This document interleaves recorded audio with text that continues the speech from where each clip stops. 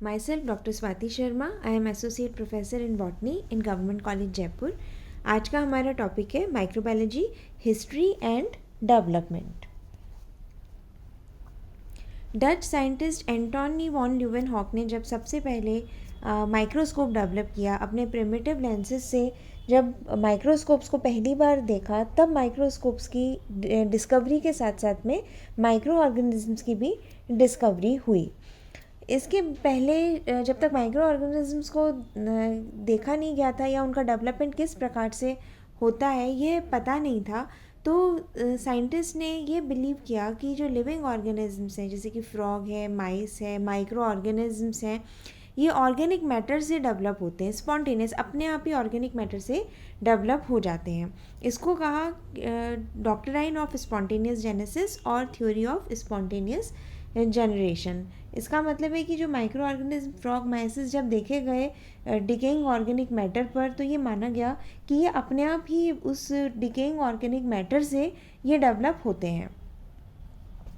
इसके बाद में लज़ेरो स्पेलेंज़ानी ने सबसे पहले स्टेराइल कल्चर मीडिया को इंट्रोड्यूस किया। सबसे पहले ये बताया कि मीट को अगर हम प्रॉपरली बॉईल करते हैं और उसको वैक्यूम में सील कर देते हैं तो उसमें माइक्रोब्स का प्रोडक्शन नहीं हो पाता है। अगर हम मीट को प्रॉपरली बॉईल करके और फिर अगर हम उसे वैक्यूम में हम उसे प्रॉपरली सील कर दें, मतलब उसे एयर का कांटेक्ट नहीं हो पाए, तो उसमें माइक्रो ऑर्गेनिज्म का डेवलपमेंट नहीं हो पाएगा। इसके पश्चात लुइस पास्चर ने स्वान नेक फ्लास्क और गूज नेक फ्लास्क जो एक्सपेरिमेंट्स हम पढ़ चुके हैं पहले छोटी क्लासेस में, उसमें ये था कि जो स्वान की नेक की तरह से फ्लास्क था और गूज नेक की तरह से फ्लास्क थोड़ा सा मुड़ा हुआ लंबा उसकी नेक थी, तो उसमें जब स्टेरिलाइजेशन प्रोसेस किया तो माइक्रो ऑर्गेनिजम्स डेवलप नहीं हो पाए या फिर बहुत समय के बाद में जाकर के डेवलप हुए। तो ये एक्सपेरिमेंट्स उन्होंने ये शो किया कि माइक्रो ऑर्गेनिजम्स ऑलरेडी एयर में प्रेजेंट होते हैं और जब ये मीट के कांटेक्ट में आते हैं या कोई डिकेइंग ऑर्गेनिक मैटर के कांटेक्ट में आते हैं तो ये वहाँ पर और डेवलप हो जाते हैं, लेकिन ये ऑलरेडी एयर में प्रेजेंट होते हैं। अगर हम उसे प्रॉपर्ली बॉईल करके हम उसे स्टेरिलाइज कर सकते हैं, उन माइक्रो ऑर्गेनिजम्स को मार सकते हैं, और अगर हम उसे वैक्यूम में रखें उसके बाद में स्टेरिलाइज करने के बाद में वैक्यूम में रखेंगे तो क्या होगा कि एयर के कांटेक्ट नहीं हो पाएगा और माइक्रो ऑर्गेनिजम्स उसके कांटेक्ट में नहीं आ पाएंगे और डेवलप नहीं हो पाएंगे। इसके पश्चात लुइस पास्चर ने फर्मेंटेशन का कंसेप्ट दिया। उन्होंने ये देखा कि एल्कोहलिक फर्मेंटेशन जब होता है तो कुछ छोटे छोटे स्फेरिकल सेल्स की एक्टिविटी की वजह से होता है, वो बेसिकली ईस्ट थे। और जब लैक्टिक फर्मेंटेशन होता है तो वहाँ पर rod shaped small structure, microscopic structure देखे गए। वो बेसिकली क्या थे? लैक्टोबैसिलस थे। तो पास्चर ने ये देखा कि एल्कोहलिक फर्मेंटेशन में जो माइक्रो ऑर्गेनिज्म इन्वॉल्व हैं और जो लैक्टिक फर्मेंटेशन में माइक्रो ऑर्गेनिजम्स इन्वॉल्व हैं वो अलग अलग हैं, उनका स्ट्रक्चर अलग है, उनकी शेप अलग है, यानी कि वो एक अलग माइक्रो ऑर्गेनिज्म है और ये एक अलग माइक्रो ऑर्गेनिज्म है। तो पास्चर ने उससे ये कंक्लूड किया कि एक से अधिक तरीके के माइक्रो ऑर्गेनिजम्स प्रेजेंट हैं। कहीं किसी एक्टिविटी के लिए कोई माइक्रो ऑर्गेनिज्म रिस्पॉन्सिबल है, दूसरी एक्टिविटी के लिए दूसरा माइक्रो ऑर्गेनिज्म रिस्पॉन्सिबल है। तो पास्चर ने कंक्लूड ये भी किया कि ह्यूमन बींग्स में कई तरीके की जो डिजीज़ेज़ होती हैं वो भी माइक्रो ऑर्गेनिजम्स के इन्फेक्शन से ही हैं, क्योंकि वो हमें दिखाई नहीं देते हैं कि किन ऑर्गेनिज्म की वजह से ये डिजीज़ेज़ हो रही हैं। तो उसके बाद में ये स्टडी हुई कि किस प्रकार से जो ऑर्गेनिजम्स, अगर माइक्रो ऑर्गेनिजम्स डिजीज़ेज़ भी कॉज कर रहे हैं तो उन डिजीज्ड ह्यूमन बींग्स को स्टडी किया जाए और उनमें देखा जाए कि कौन कौन से माइक्रो ऑर्गेनिजम्स प्रेजेंट हैं। उसके पश्चात लुइस पास्चर ने एक प्रोसेस जो डेवलप किया, that is known as pasteurization. Pasteurization का जो प्रोसेस है वो लुइस पास्चर ने प्रोसेस को डेवलप किया, इसलिए इसका नाम पास्चराइजेशन है, जिसमें कि माइक्रोब्स के डेवलपमेंट को रोकने के लिए पास्चर ने ये स्टडी किया कि जो बियर है, लिकर है, उसको हम स्लो हीटिंग करते हैं उसकी और बॉईल करके अगर हम उसे रखते हैं तो काफ़ी लंबे समय तक माइक्रो ऑर्गेनिजम्स उसमें एक्टिव नहीं हो पाते हैं। इसका प्रोसेस का नाम है पास्चुराइजेशन। जो हम दूध बॉईल करते हैं वो भी किस वजह से, पास्चुराइजेशन का जो प्रोसेस है उसकी वजह से उसमें माइक्रो ऑर्गेनिज्म डेवलप नहीं हो पाते। अगर हम कच्चा दूध रखेंगे तो वो जल्दी ख़राब हो जाएगा, ये हम नॉर्मल अपने डेली रूटीन की जो चीज़ है। और अगर हम दूध को बॉईल कर लेते हैं तो वो थोड़ा लंबे समय तक वो स्पॉइल नहीं होता है। और अगर हमें कुछ समय बाद 4-5 घंटे बाद हम उसे फिर से बॉईल कर लेते हैं तो वो काफ़ी लंबे समय तक ख़राब नहीं होगा। और अगर हम उसे फ्रिज में रख देंगे तो वो ख़राब नहीं होगा, क्योंकि उसमें टेम्परेचर लो हो जाता है। ये हमारे डेली रूटीन में जो हम अपने घर में काम में लेते हैं। तो पास्चुराइजेशन वो प्रोसेस है जिसमें कि हम स्लो हीटिंग करके, बॉईल करके किसी भी सब्सटेंस को लंबे समय तक स्पॉइल होने से रोक सकते हैं। इसके पश्चात जो पास्चर ने एक्सपेरिमेंट्स करे थे, उन एक्सपेरिमेंट्स को इंडस्ट्रीज़ में यूज़ किया जाता है। फूड और बेवरेज इंडस्ट्रीज़ में फर्मेंटेशन प्रोसेस, इसमें पास्चराइजेशन को इन्वॉल्व किया जाता है और कई इंडस्ट्रीज़ में इसका यूज़ होता है। इसके अलावा कई वैल्यूएबल केमिकल्स जैसे कि ग्लिसरॉल, एसीटोन, विटामिन्स, एंटीबायोटिक्स और एल्केलॉइड्स के प्रोडक्शन में भी इसका यूज़ किया जाता है। ये बहुत ही यूज़फुल है कई इंडस्ट्रीज़ में भी। इसके पश्चात है जर्म थ्योरी। जर्म थ्योरी ये सजेस्ट करती है कि माइक्रो ऑर्गेनिज्म जो हैं वो डिजीज़ेस भी कॉज कर सकते हैं जर्म थ्योरी के अनुसार। एडवर्ड जेनर ने 1796 में सबसे पहले स्मॉल पॉक्स की वैक्सीन को डिस्कवर किया था। और जोसेफ लिस्टर ने एंटीसेप्टिक सर्जरी को फॉर्मुलेट किया सबसे पहले, कि सर्जरी एंटीसेप्टिक तरीके से किस प्रकार से की जा सकती है। इसके पश्चात रॉबर्ट कोश ने ये फॉर्मुलेट किया कि एंथ्रेक्स डिजीज़ होती है एनिमल्स में, वो बैक्टीरिया बेसिलस एंथ्रेसिस के स्पोर्स के इन्फेक्शन की वजह से होती है। एनिमल्स में जो एंथ्रेक्स डिजीज़ होती है वो सबसे पहले बताया कि बेसिलस एंथ्रेसिस बैक्टीरिया होता है, उसके स्पोर्स का इन्फेक्शन होता है तो फिर ये डिजीज़ होती है। तो चूँकि धीरे धीरे पास्चराइजेशन के बाद में, ये डिस्कवरी के बाद में कि ये कई प्रोसेस में माइक्रो ऑर्गेनिज्म इन्वॉल्व हैं, इसके बाद माइक्रोस्कोप की डिस्कवरी होने के बाद में कि उनको स्टडी किया गया ऑर्गेनिजम्स को जिसमें कि डिजीज़ ऑर्गेनिजम्स थे, तो ये देखा गया कि उन सब में ये स्पोर्स प्रेजेंट हैं बेसिलस एंथ्रेसिस के। कोश ने एक पॉस्टुलेट प्रेजेंट किया जिसको हम कॉश पॉस्टुलेट कहते हैं। इसके मेजर 4 पॉस्टुलेट्स हैं इसमें जर्म थ्योरी को हम इसमें मेन जो क्राइटेरिया है जर्म थ्योरी का वो ये कि जो जर्म्स हैं, जो माइक्रो ऑर्गेनिजम्स हैं, वो किसी भी डिज़ीज़ को कॉज करने के लिए रिस्पॉन्सिबल है। और कॉश पॉस्टुलेट एक प्रोसेस है जिससे कि आइडेंटिफाई करा कि किस प्रकार से किसी डिज़ीज़ को कॉज करने वाला कौन सा ऑर्गेनिज्म है।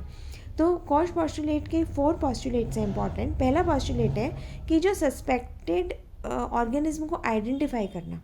कोई भी डिजीज़्ड ऑर्गेनिज्म है, जो लिविंग डिजीज़्ड ऑर्गेनिज्म है, उसमें स्टडी करके ये देखना कि ये सस्पेक्टेड ऑर्गेनिज्म हो सकता है जो कि इस बीमारी को कॉज कर रहा है। कोई भी डिजीज़्ड ऑर्गेनिज्म है उसके ब्लड को स्टडी करना, कोई प्लांट है तो उसको स्टडी करना कि कोई उसमें ऐसा माइक्रो ऑर्गेनिज्म्स प्रेजेंट हो जो कि ये सस्पेक्ट किया जा सके कि इस माइक्रो ऑर्गेनिज्म की वजह से ये बीमारी इस ऑर्गेनिज्म में हो सकती है। और वो हेल्दी ऑर्गेनिज्म में एब्सेंट होना चाहिए। वो जो माइक्रो ऑर्गेनिज्म है वो केवल डिजीज़्ड ऑर्गेनिज्म में ही प्रेजेंट होना चाहिए, हेल्दी ऑर्गेनिज्म में वो एब्सेंट होना चाहिए। सेकेंड पॉस्टुलेट इसका है कि उस डिजीज़्ड ऑर्गेनिज्म में से उस सस्पेक्टेड ऑर्गेनिज्म का प्योर कल्चर बना लेना, उसको आइसोलेट करना और उसको प्योर कल्चर में डेवलप कर लो, उस सस्पेक्टेड माइक्रो ऑर्गेनिज्म का प्योर कल्चर बनाना। थर्ड स्टेप है, कोश पॉस्टुलेट का थर्ड पॉस्टुलेट है कि जो सस्पेक्टेड ऑर्गेनिज्म का हमने आइसोलेट बनाया था, प्योर कल्चर बनाया था, वो डिज़ीज़ कॉज करने के लिए एबल हो, उसमें ये सामर्थ्य हो कि वो डिज़ीज़ दूसरे और हेल्दी ऑर्गेनिज्म में कॉज कर सकता है। मतलब उसको हम किसी हेल्दी ऑर्गेनिज्म में इंजेक्ट करेंगे और वो उसमें फिर वो डिज़ीज़ हो जाएगी, मतलब वो केपेबल भी है कि उसमें वो बीमारी पैदा कर सकता है। फोर्थ पॉस्टुलेट है to reisolate the suspected organism in the body of diseased animal. अब जो हेल्दी एनिमल की बॉडी में हमने इंजेक्ट किया था उस सस्पेक्टेड ऑर्गेनिज्म को, उसने वो डिजीज़ कर दी, उसमें वो सिम्टम्स आ गए, और अब हमने उस डिजीज्ड एनिमल से वापस से वो सस्पेक्टेड ऑर्गेनिज्म को री आइसोलेट किया, हमने उसको फिर से आइसोलेट किया। ये 4 पॉस्टुलेट्स हैं जो कि कोच ने दिए कि किसी भी डिजीज्ड एनिमल के हमें स्टडी करना है कि किस ऑर्गेनिज्म से, माइक्रो ऑर्गेनिज्म से डिजीज़ कॉज हो रही है, तो ये 4 पॉस्टुलेट्स हमें फॉलो करने होंगे। हमें देखना होगा कि जो सस्पेक्टेड माइक्रो ऑर्गेनिज्म आइडेंटिफाई करना पड़ेगा और वो डिजीज्ड एनिमल में होना चाहिए, हेल्दी एनिमल में वो एब्सेंट होना चाहिए। डिजीज्ड एनिमल से उसको आइसोलेट करके उसका प्योर कल्चर बनाना। थर्ड पॉस्टुलेट है कि उसको फिर हेल्दी एनिमल में इंजेक्ट करना उस प्योर कल्चर को। और फोर्थ पॉस्टुलेट है कि जो हेल्दी ऑर्गेनिज्म में हमने इंजेक्ट किया था उसमें वो सिम्टम्स आने चाहिए डिजीज़ के, और फिर हम उसको वापस री आइसोलेट उस माइक्रो ऑर्गेनिज्म को उस एनिमल की बॉडी में से कर लें। ये 4 पॉस्टुलेट कोश पॉस्टुलेट कहलाते हैं, जिसमें कि ये बताया उसने कि किस प्रकार से हमें ये आइडेंटिफाई करना है कि पर्टिकुलर माइक्रो ऑर्गेनिज्म किस डिजीज़ के लिए रिस्पॉन्सिबल है। इसके पश्चात 1879 से लेकर के 1889 तक का जो एरा था वो गोल्डन एरा था माइक्रोबायोलॉजी का। इन 10 सालों में साइंटिस्ट ने कई माइक्रो ऑर्गेनिज्म को स्टडी किया और उनकी डिस्कवरी हुई, जैसे कि tubercle bacillus, cholera vibrio, typhoid bacillus, diphtheria bacillus, pneumococcus, staphylococcus, streptococcus, meningococcus, gonococcus और टिटनस बैसिलस। कई माइक्रो ऑर्गेनिज्म्स को स्टडी किया, उनको आइसोलेट किया, कोश पॉस्टुलेट को फॉलो किया, जर्म थ्योरी को फॉलो किया, और उन्होंने इस प्रकार से कई माइक्रो ऑर्गेनिज्म को स्टडी करके, आइसोलेट करके डिस्कवर किया। 1882 में इवानोव्स्की एक रशियन साइंटिस्ट थे जिन्होंने सबसे पहले वायरस को, टोबैको मोज़ाइक वायरस को सबसे पहले उन्होंने फ़िल्टर किया, आइडेंटिफाई किया, और उन्होंने सबसे पहले टोबैको TMV वायरस जो है TMV को आइसोलेट किया। इसके पश्चात आता है वैक्सीन्स एंड वैक्सीनेशन। इसका श्रेय जाता है एडवर्ड जेनर को, जिन्होंने सबसे पहले 1796 में स्मॉल पॉक्स की वैक्सीन को इंट्रोड्यूस किया था। स्मॉल पॉक्स की जो वैक्सीन है वो उसका इंट्रोडक्शन इस प्रकार से हुआ कि एडवर्ड जेनर ने ये स्टडी करा कि ह्यूमन बींग्स में स्मॉल पॉक्स डिजीज़ भी होती है और काउ पॉक्स डिजीज़ भी होती है। स्मॉल पॉक्स डिजीज़ बहुत डेंजरस डिजीज़ है और काउ पॉक्स डिजीज़ बहुत ही माइल्ड डिजीज़ है ह्यूमन बींग्स में। लेकिन ये काउ पॉक्स डिजीज़ कैटल में, काउज़ में ये डेंजरस है, कैटल में डेंजरस है लेकिन ह्यूमन बींग्स में डेंजरस नहीं है। तो उन्होंने ये देखा कि जो कैटल को डील करते थे, जो लोग जो कैटल के काउज़ को पालते थे और उनके साथ में वो कांटेक्ट में रहते थे, तो उन्हें भी काउ पॉक्स डिजीज़ हो जाती थी। जो एनिमल्स को हुई काउ पॉक्स, उन लोगों को भी काउ पॉक्स हो गई उनके कांटेक्ट में रहने की वजह से, और वो बहुत हल्की फुल्की बीमारी होती थी, हल्का सा बुखार आया और वो ठीक हो गए। लेकिन ये स्टडी किया एडवर्ड जेनर ने कि जिनको कभी काउ पॉक्स हुआ था उनको कभी स्मॉल पॉक्स नहीं होता, वो स्मॉल पॉक्स के लिए रेजिस्टेंट हो जाते हैं, उनको वो बीमारी नहीं होती है। और स्मॉल पॉक्स उस वक्त बहुत ही डेंजरस बीमारी हुआ करती थी ह्यूमन बींग्स में।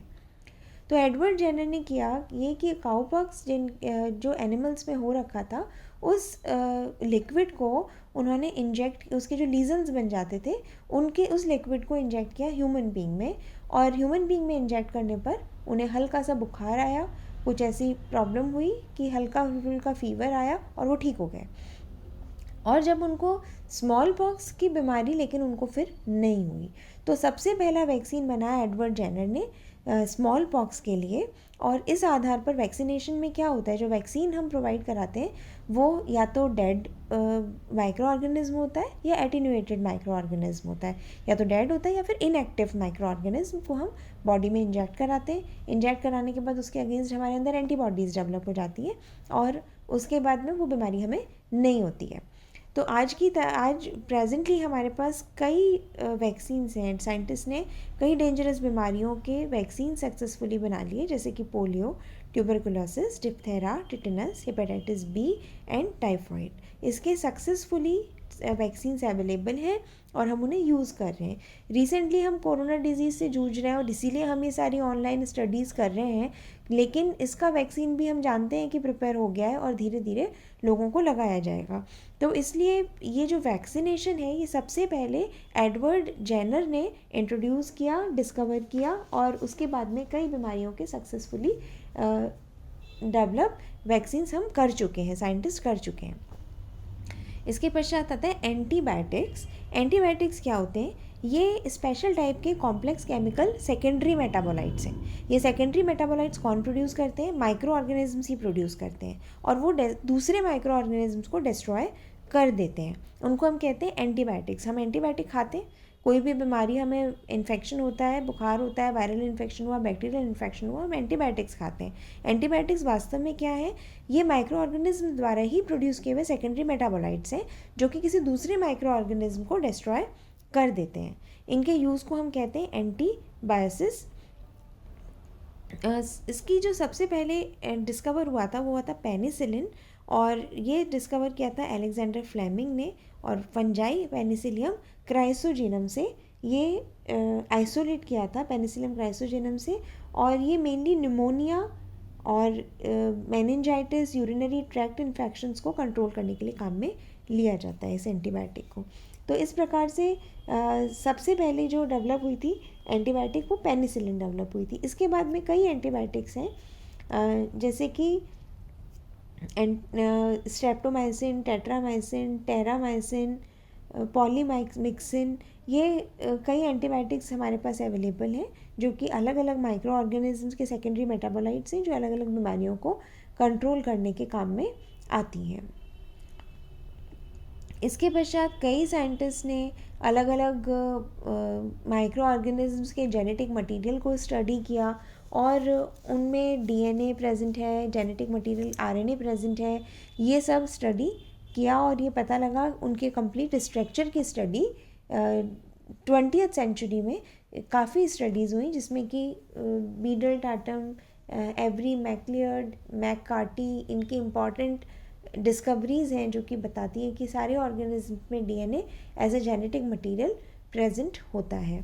तो ये सारी डेवलपमेंट्स हुए माइक्रोबायोलॉजी में और उनके आधार पर हमें कई डिजीज़ के बारे में पता चला, उनकी स्टडीज़ हुई और इस प्रकार से हमारे सामने कई माइक्रो ऑर्गेनिजम्स अब हम उनके स्ट्रक्चर, उनकी फिजियोलॉजी, उनके रिप्रोडक्शन के बारे में हमें नॉलेज मिली। Thank you.